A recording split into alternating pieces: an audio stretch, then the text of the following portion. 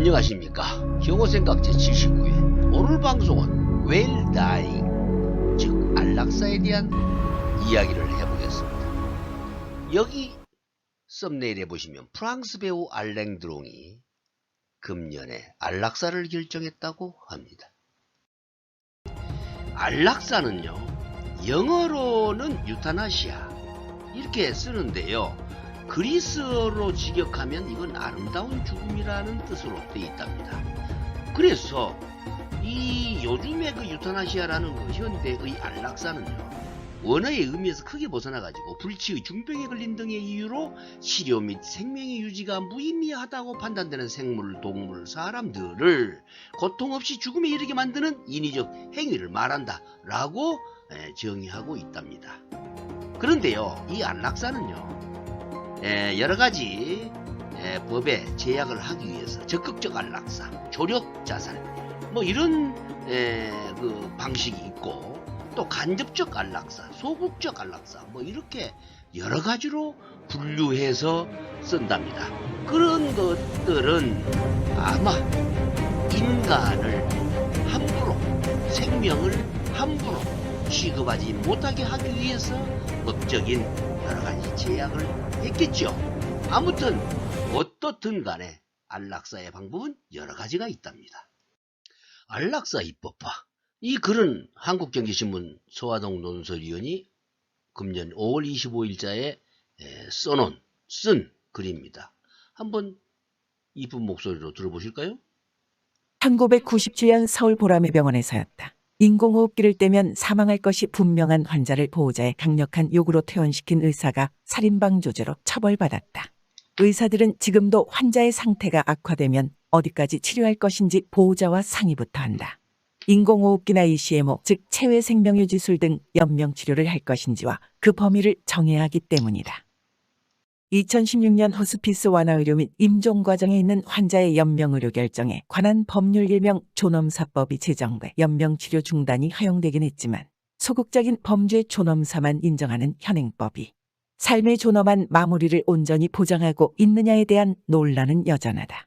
웰빙 못지않게 웰다잉이 중요해진 시대다. 어떻게 죽을 것인지를 결정하는 것은 웰다잉의 중요한 조건이다. 소극적 안락사로 분류되는 연명의료 행위의 유보 또는 중단뿐만 아니라 독극물 주입이나 산소 차단 등으로 삶을 끝내는 적극적 안락사까지 법적으로 허용하자는 의견이 늘고 있는 이유다. 적극적 안락사는 크게 두 가지다. 의사가 직접 독극물을 환자에게 주입하는 일반적인 안락사와 의사가 처방한 독극물을 환자가 직접 복용하거나 주입하는 의사조력자살 PAS이다. 프랑스 배우 알랭 드롱이 PAS를 결정해 주목받았는데 국내에서는 적극적 안락사가 허용되지 않는다. 다른 나라들에서도 법제화 여부는 엇갈린다. 미국은 1997년 오리건주를 필두로 워싱턴, 콜로라도, 캘리포니아, 뉴저지 등 12개 주에서 PAS를 법제화했고, 다른 주들도 논의 중이다. 네덜란드, 벨기에, 스위스, 스페인 등도 PAS를 허용한다. 스위스에선 조력자살을 돕는 캡슐 형태의 기구도 최근 등장했다. 자, 그러면 우리나라의 안락사 현황은 어디쯤에 와 있을까요? 자, 한번 보시죠. 실제로 성인 남녀 1000명을 대상으로 여론조사를 한 결과 약 81%가 안락사 허용이 필요하다고 대답했죠. 안락사 허용을 찬성하는 이유로는 죽음 선택도 인간의 권리라는 응답이 가장 많았습니다. 스스로의 삶을 선택할 수 있는 권리, 행복하게 죽을 권리, 안락사는 삶의 끝에 서 있는 누군가에게 행복하게 죽을 마지막 기회를 주는 걸까요? 아무튼 서울대병원이 1000명을 대상으로 2021년도에 조사해 보니까 이 76%가 안락사에 찬성한다고 했답니다. 그리고 이제 다른 자료에 보면, 뭐 서울신문 이런 데 보면 80.7%까지도 안락사를 찬성하고 있어요.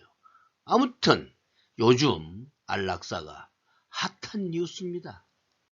자, 그러면 오늘의 주제, 프랑스 배우 알랭 드롱이 안락사를 결정했다는 최근의 뉴스, 이거 뉴스 한번 보겠습니다. 매혹적인 눈빛과 다부진 몸매. 1960년에 개봉한 영화 태양은 가득히에서 톰 리플리 역을 맡아 세계적인 톱스타 반열에 오른 알랭 드롱의 영화 속 모습입니다. 알랭 드롱은 볼사리노와 미스터 클라인 등을 포함해 90여 편의 출연작 가운데 80여 편에서 주연을 맡은 배우로 지난 2019년 칸 영화제에서 명예 황금 종려상을 받기도 했습니다. 2019년 뇌졸중 수술을 받고 나서 스위스에서 노년을 보내고 있는 것으로 알려진 알랭 드롱이 안락사를 결정했다는 소식이 전해졌습니다. 그의 아들 앙토니 드롱은 프랑스 매체와의 인터뷰에서 아버지가 안락사를 부탁했다라면서 스위스에서 마지막을 준비하고 있다고 밝혔습니다. 자, 그러면 알랑드롱만 이런 그 안락사 결정을 했을까요? 여기 호주 과학자 데이비드 구달 박사, 현재 104살인데 이분도 안락사를 결정했습니다. 한번 보시죠. 104살의 나이로 안락사를 선택한 호주 과학자 데이비드 구달 박사가 마침내 긴 여정을 끝내고 영원한 안식에 들었습니다. 그의 선택으로 품위 있게 죽을 권리가 다시 쟁점으로 떠올랐습니다. 데이비드 구달 박사가 스위스 바젤에서 생애 마지막 기자회견을 가졌습니다. 올해 나이 104살. 호주 최고령 과학자이기도 한 그는 특별한 질병이 없었지만 안락사를 선택해 세간의 주목을 받았습니다. My abilities have been declining over the past year or two, while my eyesight for the past 5 or 6 years. And I no longer want to continue life. 안락사가 법으로 금지된 호주를 떠나 스위스로 날아온 그는 자신의 침대에 누워 생을 마칠 수 없음을 아쉬워했습니다. At my age, and even rather less than my age, one wants to be free to choose the death when the death is the appropriate time. 스위스에서는 건강한 사람이라도 상당 기간 의향을 내비치면 안락사를 요구할 수 있습니다. 생을 마무리할 기회를 갖게 돼 행복하다는 구달 박사는 마지막 순간 듣고 싶은 노래로 베토벤 9번 교향곡 4악장을 꼽으며 흥얼거리기도 했습니다. 자, 그러면 우리나라 사람은 안락사를 결정한 사람은 없을까요? 여기 한번 보시죠. 최근 3년 사이에 한국인 2명이 스위스에서 안락사를 통해 스스로 삶을 마감한 것으로 확인됐습니다.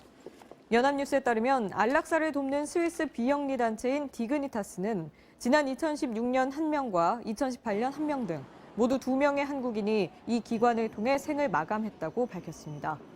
디그니타스에 가입한 한국인은 지난 2013년엔 3명이었지만 5년 만에 10배 넘게 늘어나며 지난해 말을 기준으로 32명을 기록한 것으로 집계됐습니다.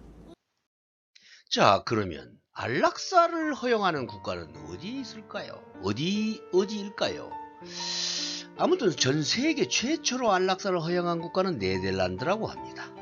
적극적인 안락사와 조력자살 모두를 합법으로 허용하고 있다고 하는데요. 그 외 많은 나라들이 안락사를 채택하고 있습니다. 그런데 왜 안락사를 위해서 스위스로 갈까요? 이것은요, 대부분 안락사 허용 국가들이 자국민에 한해서 안락사를 허용해주고 있는데 반해서 스위스는 외국인에게도 이를 허용하기 때문이랍니다. 안락사.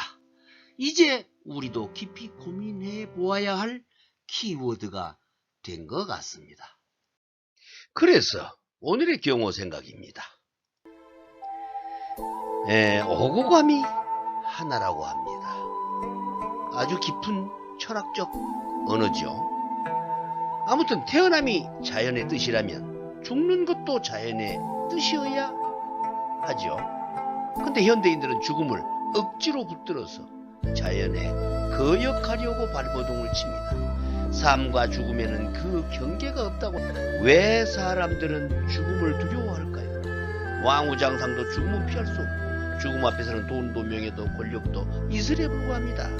결국 품이 있고 평온한 상태에서 죽음을 맞이할 수 있는 그런 사람이 가장 성공한 인생을 산 사람이라고 한다면 아름다운 죽음을 선택할 권리도 인간의 기본권이 되어야 하지 않겠습니까?